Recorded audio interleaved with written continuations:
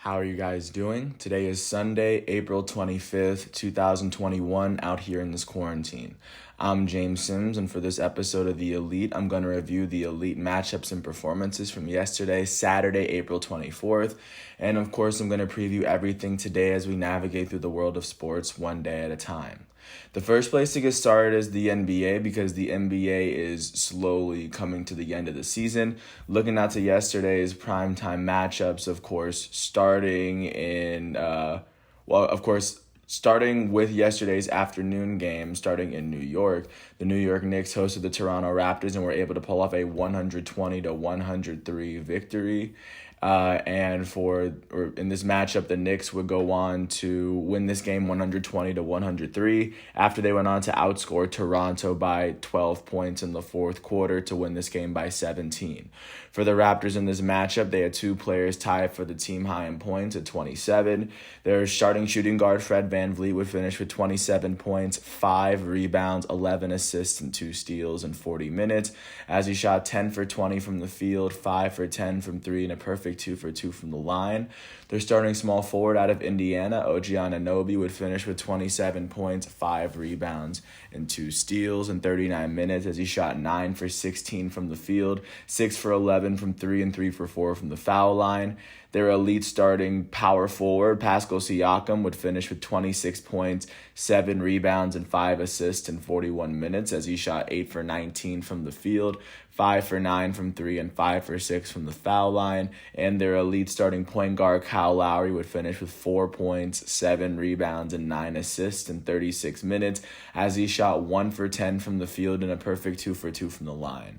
For the New York Knicks in this matchup, their leading scorer would be their all-star power forward out of Kentucky, Julius Randle, who finished with 31 points and 10 rebounds in 39 minutes as he shot 10 for 17 from the field, 5 for 7 from 3, and 6 for 8 from the foul line. Their starting shooting guard, RJ Barrett, would finish with 25 points and 12 rebounds in 38 minutes as he shot 8 for 16 from the field and 6 for 7 from the foul line. With this win, the New York Knicks are now 34-27. That is the 4th best record in the Eastern Conference. They currently have the best win streak in the NBA as they have now won their last 9 games. Of course, they've won 9 of their last 10. In the Eastern Conference playoff picture, they now sit 4 games behind the 3rd place Milwaukee Bucks, and they now sit half a game ahead of the 5th place Atlanta Hawks for the moment. They currently trail the Brooklyn Nets by 6.5 games in the Eastern Conference. With this loss, the Toronto Raptors are now 25-35. They are tied with the Chicago Bulls for the 4th worst record in the Eastern Conference as they have now lost 5 of their last 10, including this one. They currently sit 4.5 games behind the 8th place Charlotte Hornets outside of the Eastern Conference playoff picture, and they currently trail the 1st place Brooklyn Nets by 15 games in the Eastern Conference at the moment. Jumping to the second primetime matchup of the day, the Milwaukee Bucks hosted the Philadelphia 76ers.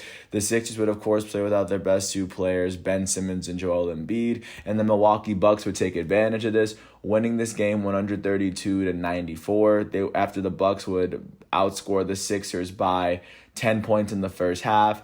They would outscore the Sixers by 13 in the third and then 15 in the fourth, outscoring them by 28 points in the second half. For the Philadelphia 76ers in this matchup, they had 2 players off the bench tied for the team high. Their point guard, Tyrese Maxey, would finish with 15 points in 21 minutes as he shot 5 for 13 from the field and 5 for 6 from the foul line. And then their shooting guard off the bench, Shake Milton, would finish with 15 points in 27 minutes as he shot 6 for 16 from the field on the night. For the Milwaukee Bucks, their leading scorer would be their elite starting power forward, the reigning NBA Defensive Player of the Year, Giannis Antetokounmpo, who finished with 24 points, 14 rebounds, 7 assists, and 2 steals in 24 minutes as the Greek Freak shot 9 for 12 from the field, 1 for 3 from 3, and 5 for 10 from the foul line on the night. With this win, the Milwaukee Bucks are now 37-22. That is the 3rd best record in the Eastern Conference.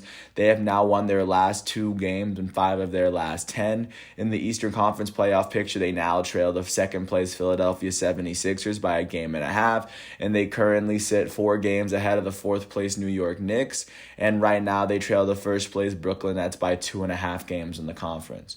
With this loss, the Philadelphia 76ers are now 39-21. That is the second best record in the Eastern Conference. They have now lost their last 4 games, and they've lost 5 of their last 10. In the Eastern Conference playoff picture, the Philadelphia 76ers sit 1 game behind the first place Brooklyn Nets, and they currently sit 2.5 games ahead of the Milwaukee Bucks in the Eastern Conference, just to show where they're sitting at the moment. And then jumping to the last primetime performance from last night, out in Dallas, the Dallas Mavericks hosted the defending champs, Los Angeles Lakers. Coming into the fourth quarter, it was tied, and the Dallas Mavericks would outscore the Lakers 29-14 in the fourth quarter to win their 33rd game of the season. They won this game 108-93. For the Lakers in this matchup, their leading scorer was their starting guard out of Kansas, Ben McLemore, who finished with 20 points in 29 minutes, shooting 7 for 12 from the field and 6 for 10 from 3. And then their elite starting power forward, Anthony Davis, would finish with 17 points, 3 rebounds, and 3 assists in 28 minutes. As AD would shoot 5 for 19 from the field and 7 for 8 from the foul line. For the Dallas Mavericks in this matchup, their leading scorer would be their starting center, Dwight Powell, who finished with 25 points and 9 rebounds in 28 minutes as he shot 11 for 12 from the field and a perfect 3 for 3 from the line. Their starting power forward, Dorian Finney-Smith, would finish with 21 points and 7 rebounds in 32 minutes as he shot 8 for 13 from the field, 4 for 7 from 3, and 1 for 1 from the foul line. And then their elite starting point guard, Luka Doncic, would finish with 18 points, 8 rebounds, and 13 assists, as well as 6 turnovers in 39 minutes, as Luka Doncic would shoot 6 for 15 from the field, 2 for 6 from 3, and 4 for 5 from the foul line. With this win, the Dallas Mavericks are now 33-26. That is the 6th best record in the Western Conference. They have now won their last 3 games and 5 of their last 10. In the Western Conference playoff picture, they now sit a game and a half behind the 5th place defending champs Los Angeles Lakers, and they currently sit 1 game ahead of the 7th place Portland Trailblazers. At the moment, the Dallas Mavericks trail the first place Utah Jazz by 10.5 games in the Western Conference.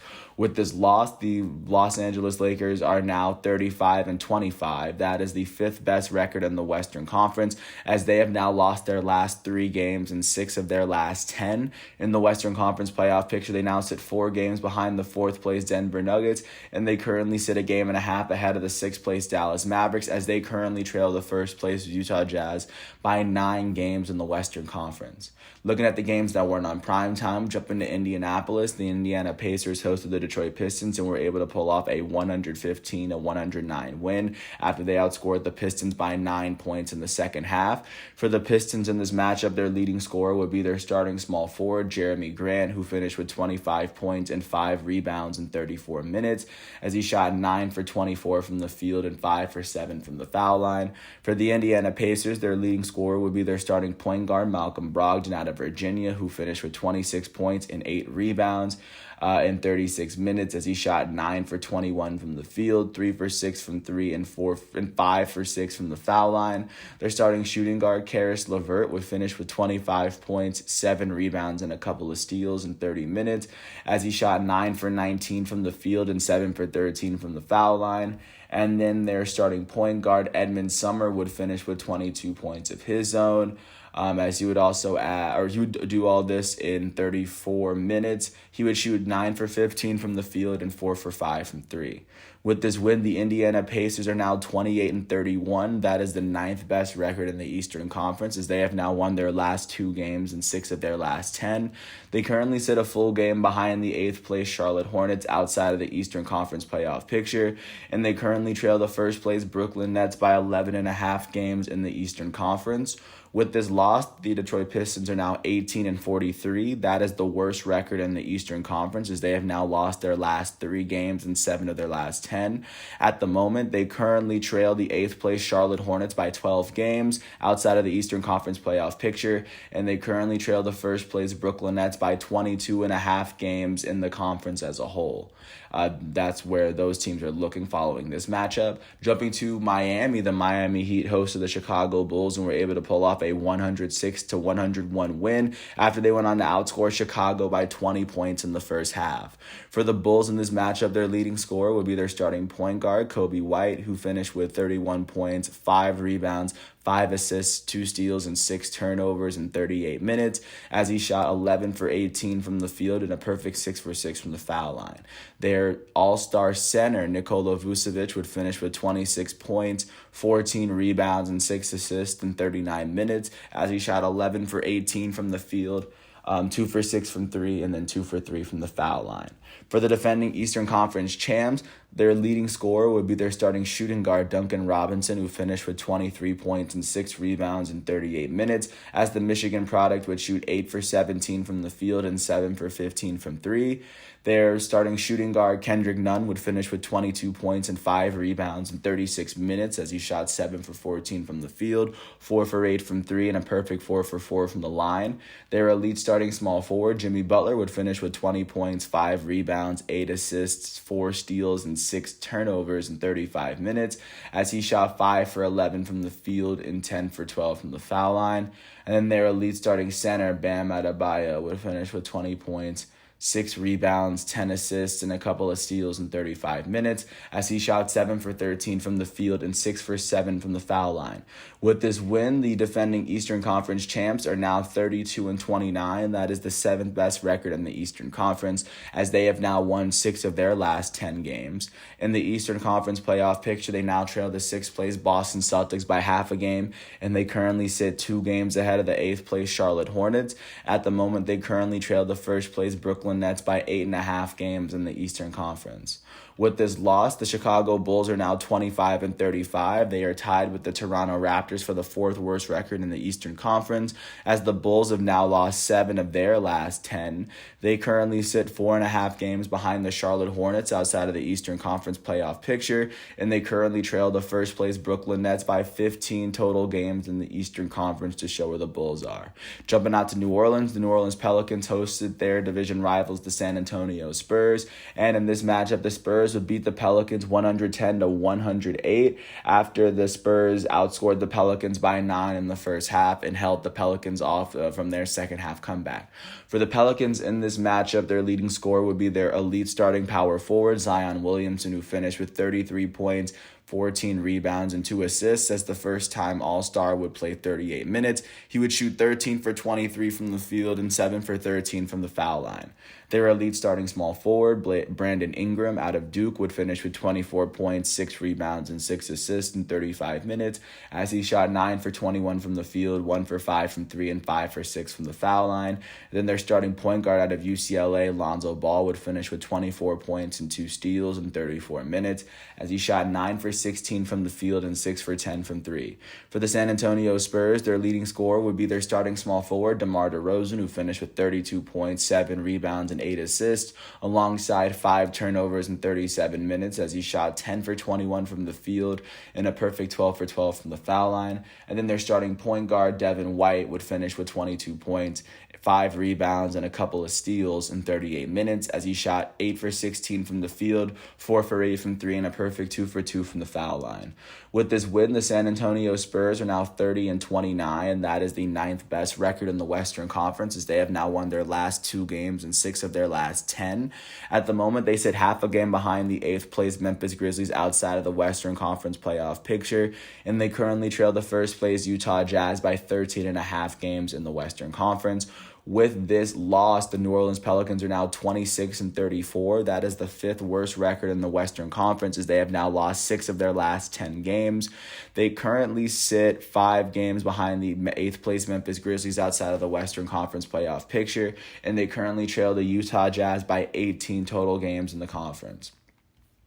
Jumping out to Utah, the Utah Jazz hosted the Minnesota Timberwolves, and the best team in the NBA was able to lose their 4th game at home and just their 30th game on the season. The Minnesota Timberwolves would beat the Jazz 101-96. The difference would be the second and third quarters. In the second quarter, they outscored the Jazz by 8, and in the third quarter, they outscored the Jazz by 14 by a combined 22 points in those middle 2 quarters.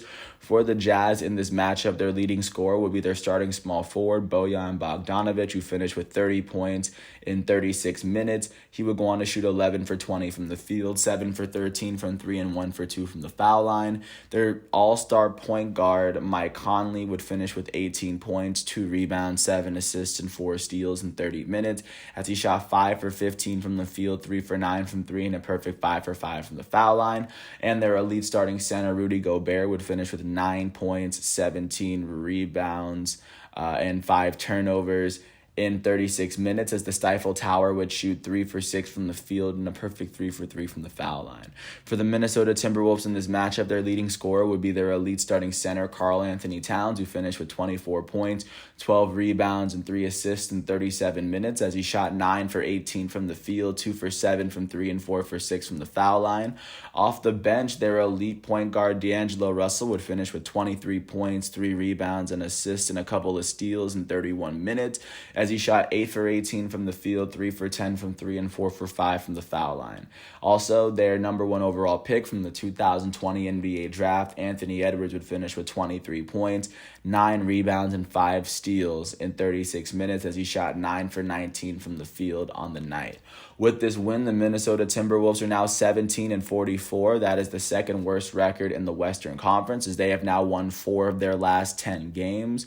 At the moment, they sit 14.5 games behind the 8th place Memphis Grizzlies outside of the Western Conference playoff picture, and they currently trail the first place Utah Jazz by 27.5 games in the Western Conference. With this loss, the Utah Jazz are now 44-16. That is the best record in the Western Conference and the best record in the NBA as a whole. With this loss, they've still won 6 of their last 10 games. In the Western Conference playoff picture, they currently sit 1.5 games ahead of the second place Phoenix Suns, and they currently sit 13 games ahead of the 8th place Memphis Grizzlies. And overall in the Western Conference, they sit 29.5 games ahead of the last place team, Houston Rockets, at the moment. And then last but not least, speaking of the Rockets went to Denver, and the Nuggets were able to beat the Rockets 129-116 after outscoring the Rockets by 22 points in the first half. For the Rockets in this matchup, their leading scorer would be their starting power forward, DJ Wilson from the Bucks, who finished with 25 points, 8 rebounds, and 3 steals in 40 minutes, as the Michigan product would shoot 10 for 17 from the field and a perfect 2 for 2 from the foul line. Their starting power forward, Kelly Olynyk, would finish with 21 points, 8 rebounds, and 11 assists in 35 minutes, as the Gonzaga product would shoot 4 for 11 from the field and a perfect 11 for 11 from the foul line. And then off the bench for the Rockets, their forward, Anthony Lamb, would finish with 21 points of his own in 31 minutes, as he shot 8 for 14 from the field, 4 for 9 from 3, and 1 for 1 from the foul line. With this win, the Denver Nuggets are now 39-21. That is the 4th best record in the Western Conference, as they have now won 7 of their last 10 games. In the Western Conference playoff picture, they now sit 3 games behind the 3rd place Los Angeles Clippers. They currently sit 4 games ahead of the 5th place defending champs Los Angeles Lakers, and they currently trail the 1st place Utah Jazz by 5 total games in the Western Conference. With this loss, the Houston Rockets are now 15-46, holding on to the worst record in the Western Conference and the NBA as a whole, as they have lost their last 4 games and 9 of their last 10. At the moment, they sit 16.5 games behind the 8th place Memphis Grizzlies outside of the Western Conference playoff picture, and they currently trail the 1st place Utah Jazz by 29.5 games in the Western Conference as a whole. Right now, that is what the NBA is looking like following yesterday's matchups. Leading into today, looking at what's going on Sunday, starting with the primetime matchups at 1 o'clock. The Charlotte Hornets are going to host the Boston Celtics. The Hornets are currently holding on to the 8th best record in the East, and the Celtics are holding on to the 6th. So this game on ESPN will look to be a very interesting one. At 3:30, the Brooklyn Nets will host the Phoenix Suns on ESPN. The Brooklyn Nets hold the best record in the Eastern Conference, and the Suns hold the 2nd best record in the NBA. And then following that, at 10 o'clock, the Golden State Warriors, led by their goated point guard Stephen Curry, are going to host the Sacramento Kings on NBA TV. And then right before that, at 7:30, the Atlanta Hawks are going to host the Milwaukee Bucks on NBA TV, as the Bucks currently hold on to the third best record in the East, and the Hawks are currently holding on to the fifth best record.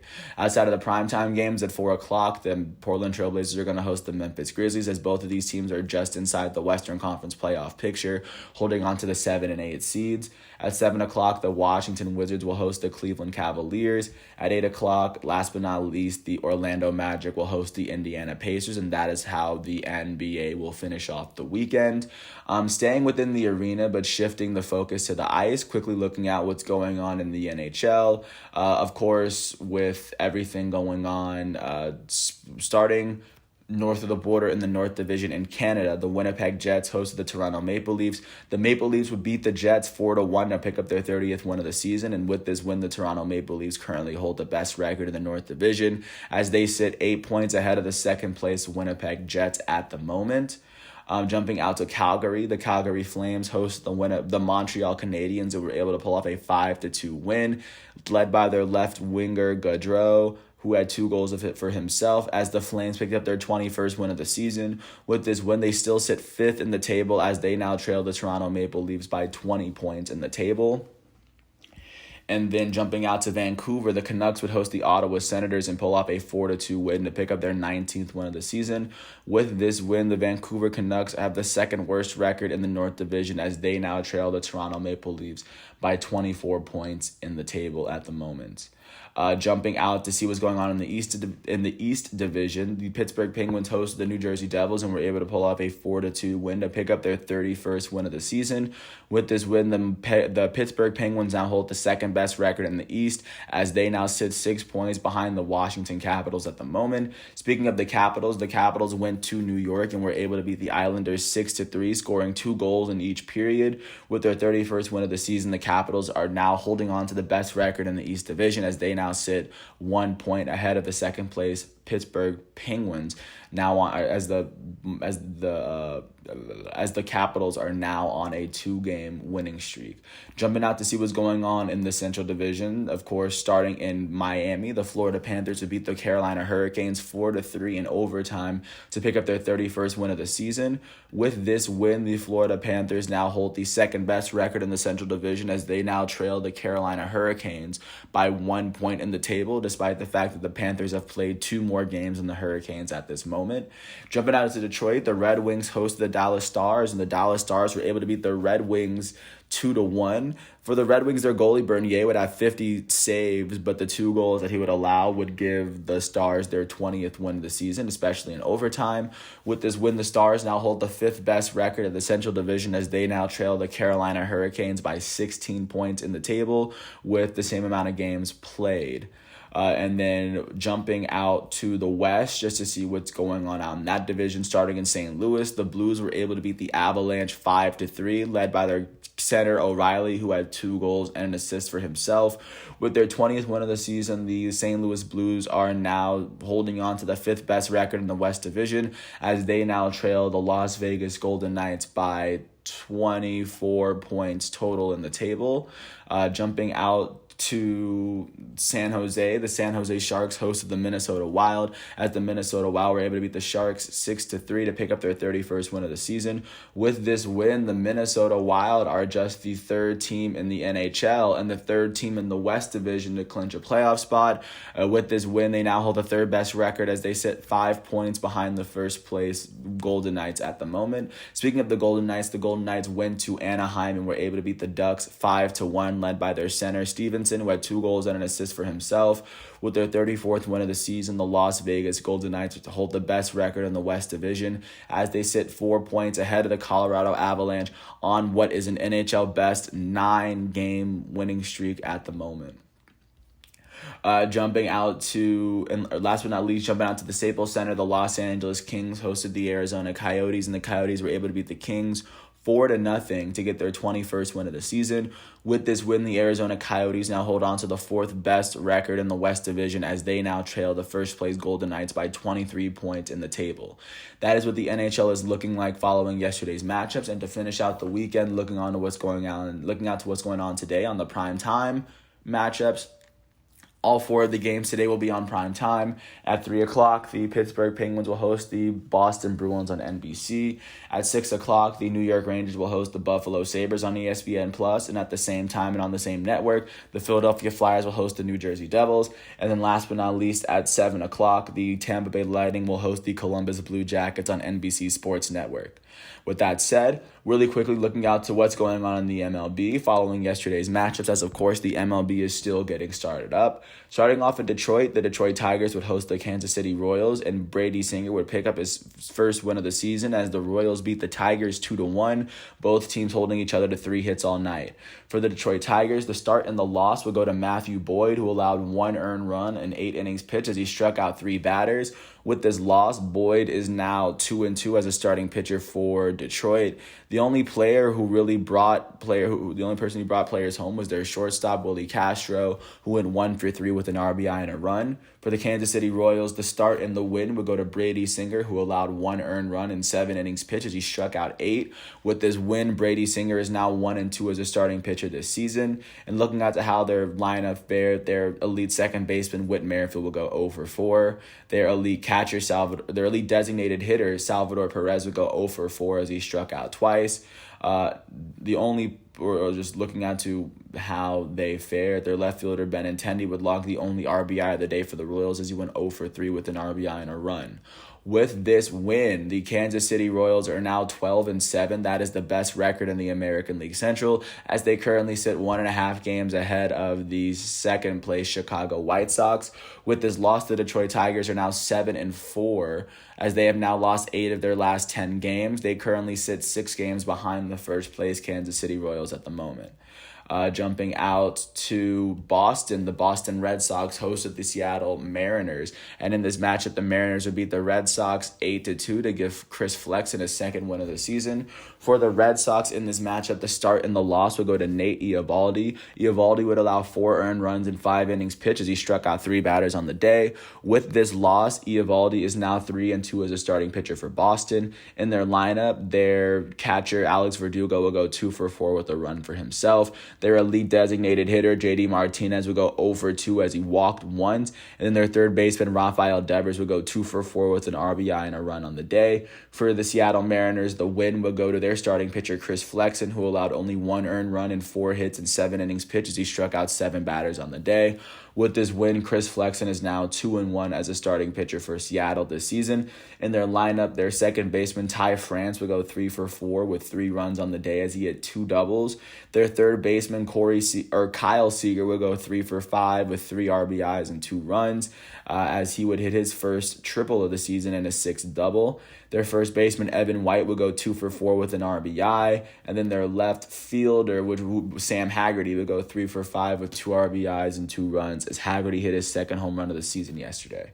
With this win, the Seattle Mariners are now 13-8. That is the second best record in the American League West, as they now trail the Oakland Athletics by a game, as the Mariners have won 7 of their last 10 games this season. And with this loss, the Boston Red Sox are now 13-9, as they currently hold the best record in the American League East. They have lost 6 of their last 10 games, but they currently sit 1.5 games ahead of the second place Tampa Bay Rays at the moment. Jumping out to Minneapolis, the Minnesota Twins hosted the Pittsburgh Pirates, and the Pirates were able to beat the Twins 6-2 as they gave Trevor Cahill his first win of the season. For Minnesota, the start and the loss will go to their starting pitcher, who last night was Michael Pineda. Pineda would allow 4 earned runs in 4.1 innings pitched as he struck out 5. Smeltzer would pick up the remaining innings and allow no earned runs on the night. But with this loss, Pineda is now 1-1 as the starting pitcher for the Minnesota Twins. In the Twins lineup, their elite designated hitter Nelson Cruz will go 0 for 4 as he struck out once. The only player that would finish with more than one hit for the Twins would be their right fielder Jay Cave, who finished 2 for 3 with an RBI and a run on the season on the night. For the Pittsburgh Pirates, the start and the win will go to their starting pitcher Trevor Cahill, who would allow only 1 earned run and 2 hits in 6 innings pitched as he struck out 2 batters on the day. In their lineup, their only player who finished with more than 1 hit would be their catcher, Michael Perez, who would go 3 for 3 with 3 RBIs and a run as he hit his first home run of the season yesterday. With this win, the Pittsburgh Pirates are now 10-11. That is the fourth best record in the National League Central. They have won 6 of their last 10 games, and they currently sit 2.5 games behind the first place Milwaukee Brewers at the moment. And then with this loss, the Minnesota Twins are now 7-12. That is the fourth best record in the American League Central. They have now lost 8 of their last 10 games as they currently sit 5 games behind the first place Kansas City Royals in the division. Jumping out to St. Louis, the St. Louis Cardinals hosted the Cincinnati Reds and were able to beat the Reds 2-0 as they held the Reds to only 3 hits all game. For the Reds in this matchup, the start and the loss will go to Wade Miley, who would go on to allow 2 earned runs in 6 innings pitched as he struck out 2 batters on the day. With this loss, Wade Miley is now 2-0 as a starting pitcher, and nobody in the Cincinnati Reds lineup would finish with more than 1 hit, as their elite shortstop Eugenio Suarez will go 0-for-4 as he struck out once.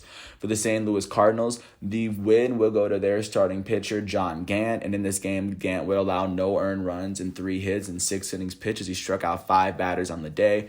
With this win, John Gant is now 1-2 as a starting pitcher for St. Louis, and then the save will go to Giovanni Gallegos, and this will be Giovanni Gallegos' first save of the season.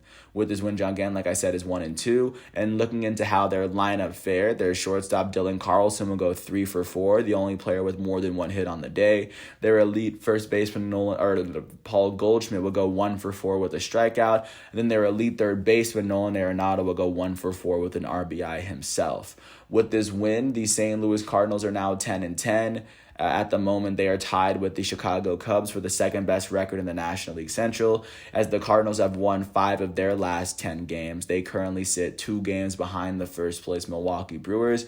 And with this loss, the Cincinnati Reds are now 9-11. That is the worst record in the National League Central, as they have now lost 8 of their last 10 games, as they sit 3 full games behind the first place Milwaukee Brewers in the division. Speaking of the Brewers went to Wrigley Field and were able to pull off a 4-3 win, as they were able to give Suter his second win of the season in relief for the Brewers. For the Chicago Cubs in this matchup, the start will go to Adbert Alzolay, who would allow 2 earned runs in 4.2 innings pitched as he struck out 7. The loss would actually go to their relief pitcher, who in this matchup would be Andrew Chafin. Chafin would allow 2 earned runs in the .2 innings that he pitched, and with this loss, he's now 0-1 as a relief pitcher. In the lineup for Chicago, their elite left fielder, Chris Bryant, will go 1-for-4 as he struck out twice. And then their second baseman, Eric Sogard, will go 3-for-4 with a run on the day. And then for the Milwaukee Brewers, the start would end up going to Freddie Peralta. Freddie Peralta will go on to allow 2 earned runs in 4 innings pitched as he struck out 7. He wouldn't get the decision. The decision would end up going to their first relief pitcher, Brent Suter, who would only allow 2 hits in 2 innings pitched as he wasn't able to strike out a batter, but he still picked up the win. Their elite relief pitcher and the reigning National League Rookie of the Year, Devin Williams, would allow a run in 1 inning pitched as he struck out 2 in relief. And then the close would go to their elite closer, Josh Hader, who would strike out 2 batters in the last inning of the game, picking up his 4th save of the season. In their batting lineup, their second baseman, Colton Wong, will go 2-for-4 with a run on the day. And then their first baseman, Keston Hero, was the only other player with more than 1 hit on the day for the Brewers, as he went 3-for-4 with a run on the day. With this win, the Milwaukee Brewers are now 12-8. That is the best record in the National League Central, as they have won 6 of their last 10 games. They sit 2 games over the second place Chicago Cubs and St. Louis Cardinals at the moment in the division. Jumping out to Shea Stadium in New York, the New York Mets hosted the Washington Nationals, and the Nationals were able to beat the Mets 7-1 as all the runs were scored in the first 5 innings of the game. For the New York Mets in this matchup, the start and the loss would go to Marcus Stroman, their starting pitcher out of Duke, who would allow 4 earned runs in 4 innings pitched as he struck out 4 batters on the day. With this loss, Marcus Stroman is 3-1 as a starting pitcher this season. In their batting lineup, their elite shortstop Francisco Lindor would go 1-for-4 with a strikeout on the day. Their elite first baseman Pete Alonso would go 2-for-3 as he struck out for himself as well. And for the Washington Nationals, the win in the start will go to Joe Ross, who would allow 1 earned run and 5 hits and 6 innings pitched as he struck out 4 batters on the day. With this win, Joe Ross is now 2-1 as a starting pitcher for the Washington Nationals. In their batting lineup, their right fielder, Yadiel Hernandez, would go 2-for-4 with 2 RBIs and a run. And then their left fielder, Kyle Schwarber, would go 2-for-5 with an RBI and a run for himself. With this win, the Washington Nationals are now 8-10. That is the worst record in the National League East. They have won 6 of their last 10 games, and they currently sit 1 game behind the first place New York Mets and Philadelphia Phillies in the division. With this loss, the New York Mets are now 8-8, sitting at 500 as they have now lost 5 of their last 10 games. With this loss, they now sit on top of the NL East alongside the 10-10 Philadelphia Phillies as both teams are sitting at 500. As both of these teams right now sit half a game ahead of the third place Atlanta Braves at the moment. Jumping out to Houston, the Houston Astros hosted the Los Angeles Angels and were able to pull up a 16-2 win as their relief pitcher, Ken Emmanuel, would end up picking up his first win of the season for Houston. For the Los Angeles Angels in this matchup, the loss would end up going to their starting pitcher, Griffin Canning. Canning would allow 6 earned runs and 2.1 innings pitched as he struck out 3 batters on the day. With this loss, Griffin Canning is 1-2 as a starting pitcher for LA. Nobody on the Angels was able to log more than 1 hit on the day. The only home run on the day for them, they had 2 home runs on the day, one from Pujols and one from Ohtani. For the Houston Astros in this matchup, Odorizzi would get the start, but he would only log 1 out as he was feeling tightness in his arm. So they would hand it off to Kent Emmanuel, and Kent Emmanuel would pitch 8.2 innings as he allowed 2 earned runs, and he would strike out 5 batters on the day. And then in their batting lineup, their shortstop, Carlos Correa, would go 3-for-6 with an RBI and 2 runs as Carlos Correa hit his 4th home run of the season yesterday. Their left fielder, Michael Brantley, would go 3-for-3 with a walk and 4 runs on the day as Brantley hit 3 doubles yesterday. Their elite third baseman, Alex Bregman, would go 2-for-3 with 3 RBIs and 4 runs as Bregman hit his 3rd home run of the season. Their designated hitter, Yordan Alvarez, would go 2-for-4 with 4 RBIs for himself. Their first baseman, Yuli Gurriel, would go 2-for-4 with 2 RBIs and a run. And then their right fielder, Kyle Tucker, would go 2-for-5 with 2 RBIs and a run as Tucker hit his 5th home run of the season. Their center fielder, Miles Straw, would end up going 2-for-5 with 2 runs. And then last but not least, their center, their 9th batter in the lineup, Jason Castro, would go 2-for-4 with 2 RBIs and 2 runs as he also finished with a walk on the day. With this win, the Houston Astros are now 10-10. That is the 3rd best record in the American League West as they have lost 6 of their last 10 games. They now trail the Oakland Athletics by 3.5 games in the division at the moment. With this loss, the Los Angeles Angels are now 9-10 as they have lost 7 of their last 10 games. They currently hold the 4th best record in the American League West as they now trail the Oakland Athletics by 4 games in the division. Jumping out to Tampa, the Tampa Bay Rays hosted the Toronto Blue Jays, who this season are now their in-state rivals. In this matchup, the Rays would beat the Blue Jays 5-3 as the Blue Jays scored the first 3 runs of the game off of a Randall Grichuk 3-run home run, but the Rays would just come back and pull off the win. For the Blue Jays in this matchup, the start would end up going to Robbie Ray, who would allow 3 earned runs and 6 innings pitched as he struck out 9 batters on the day. He would not get the decision. The loss would end up going to the relief pitcher, Jordan Romano, who would allow 1 earned run in the .1 inning that he pitched. With this loss, Romano is now 1-1 as a relief pitcher for Toronto. In their lineup, their third baseman, Kevin Biggio, would end up going 3-for-5 with a run on the day. Their designated hitter, Rowdy Tellez, would go 2-for-4 with a run for himself.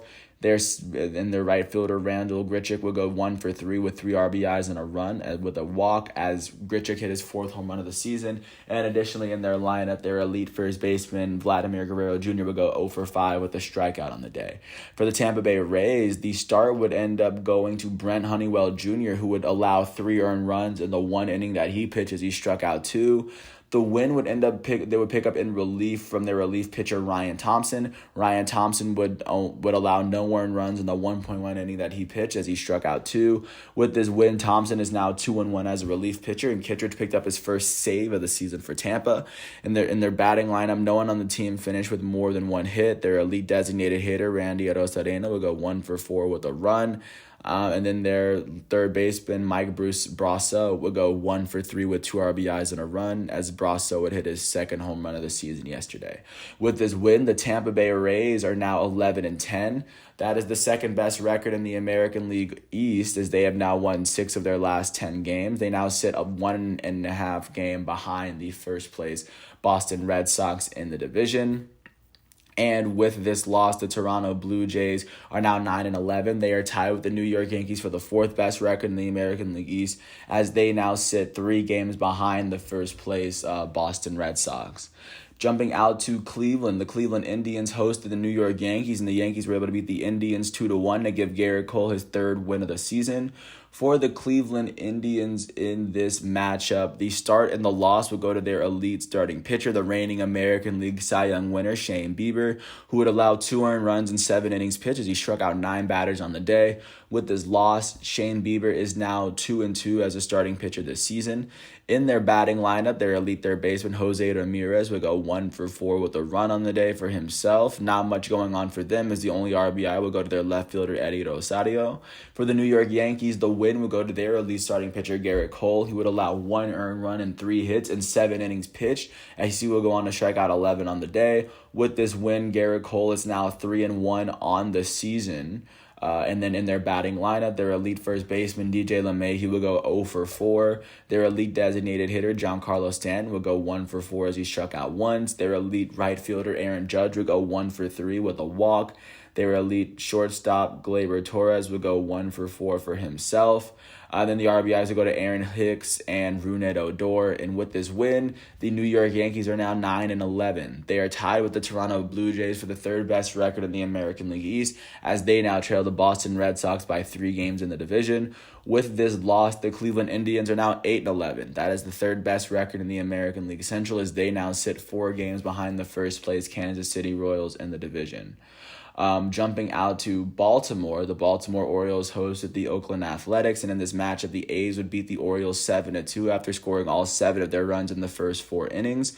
For the Baltimore Orioles, the start and the loss would go to Wade LeBlanc, who would allow 4 earned runs in the 1.2 innings that he pitched, as he struck out 2 batters on the day. With this loss, LeBlanc is now 0-1 as a starting pitcher for Baltimore. And in their lineup, the only player that would log more than 1 hit would be their left fielder, Austin Hayes, who will go 2-for-4 with a run on the day. And then also their catcher, who in this matchup was Chance Sisco. Chance Sisco will go 2-for-4 with an RBI for himself, one of the 2 for Baltimore.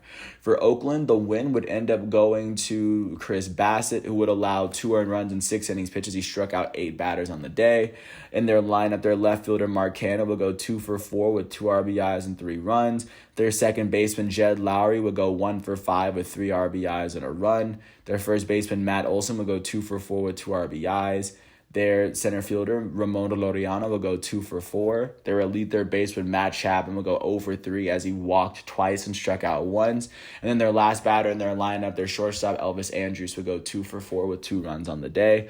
With this win, the Oakland Athletics are now 14-7. That is the best record in the American League West, as they have picked up their 13th straight win of the season after they started out their season 0-6 and 1-7.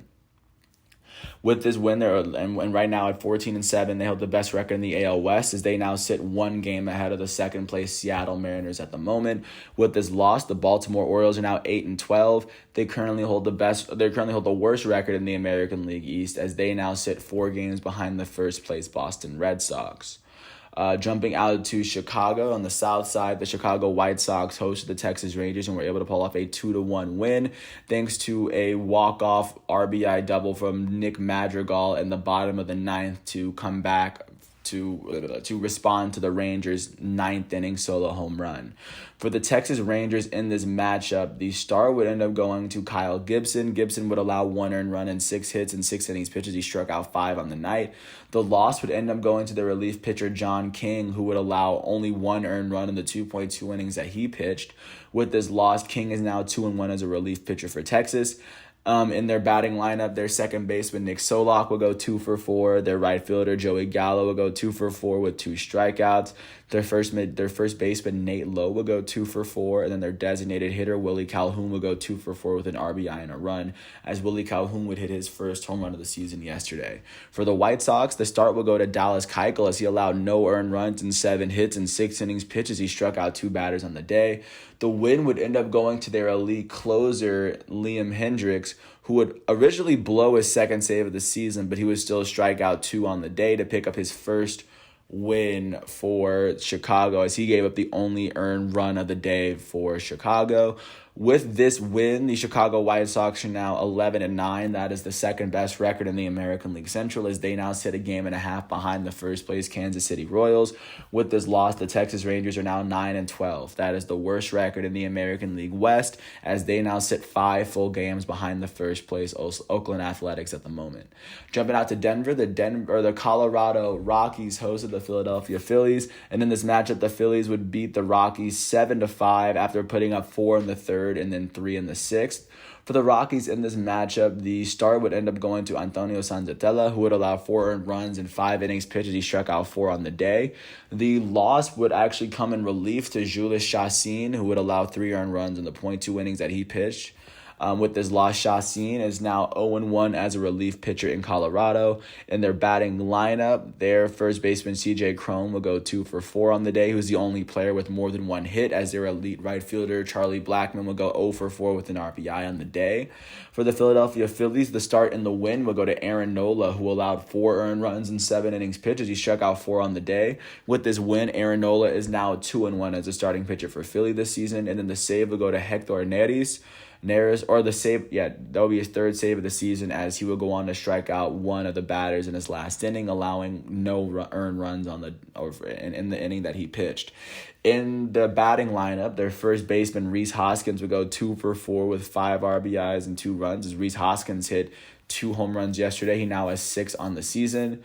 Their elite right fielder Bryce Harper will go 1-for-4 with a walk and a run on the day. And then their second baseman in this matchup, Nick Matone will go 2-for-3 for them. With this win, the Philadelphia Phillies are now 10-10, as they currently are tied with the Mets for the best record in the National League East. They both sit half a game ahead of the 3rd place Atlanta Braves at the moment. With this loss, the Colorado Rockies are now 7-13. That is the worst record in the National League West.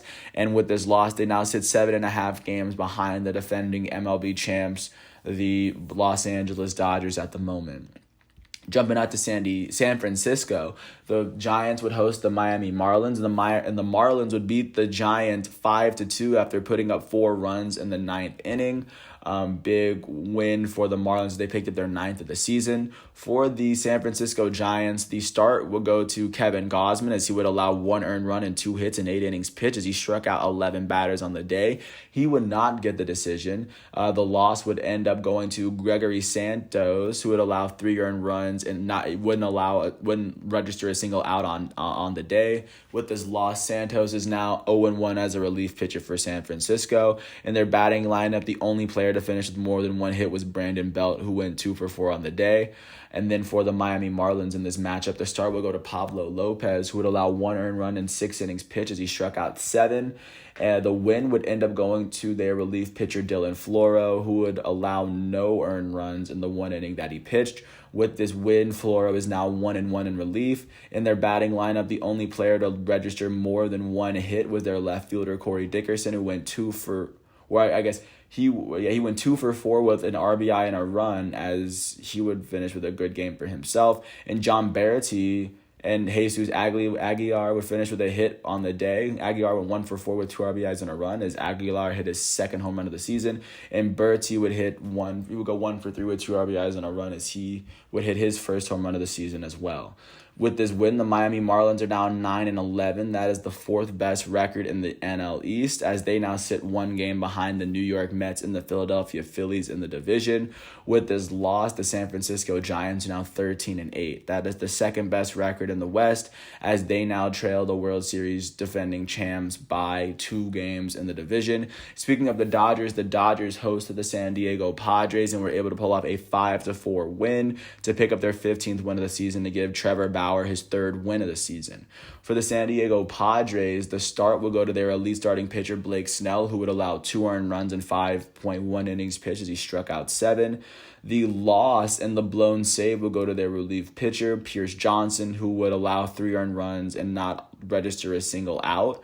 And their batting lineup, their elite shortstop, Fernando Tatis Jr., will go 2 for 5 with 2 RBIs and 2 runs, as he would hit 2 home runs yesterday, as he now has 6 on the season.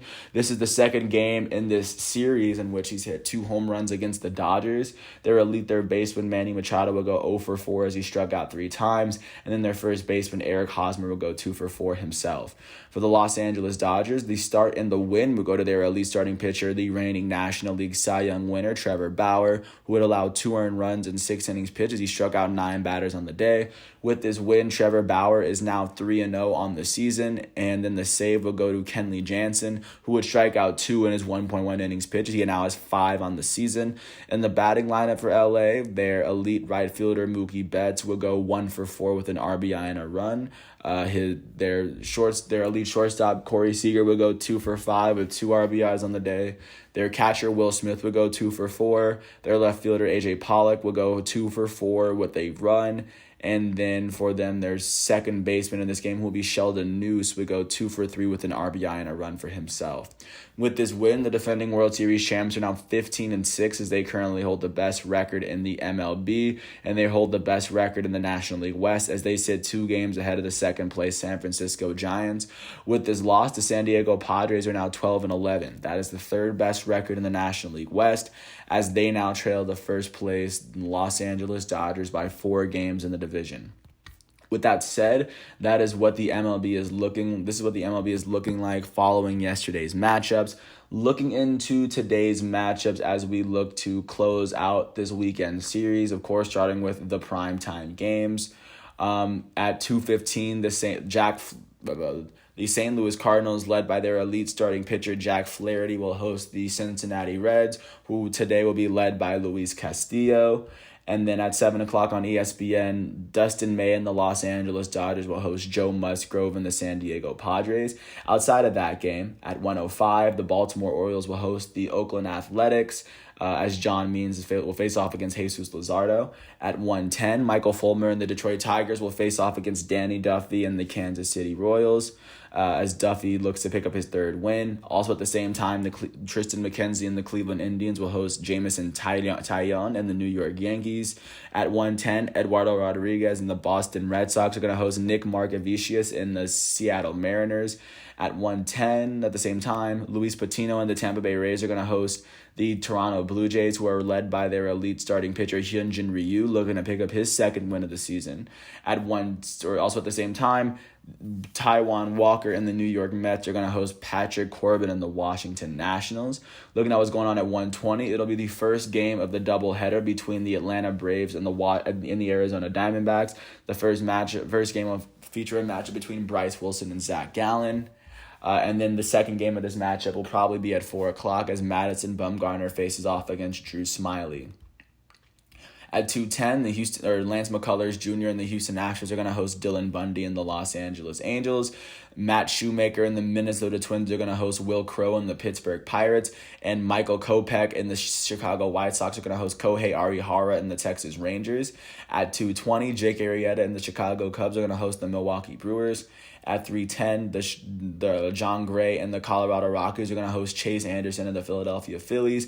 And last but not least, at 4:05, Logan Webb and the San Francisco Giants are going to host the Miami Marlins. And this is what the MLB is looking like as we jump into today. And then last but not least, looking out into the world of soccer, just to get a sense of what was going on following yesterday.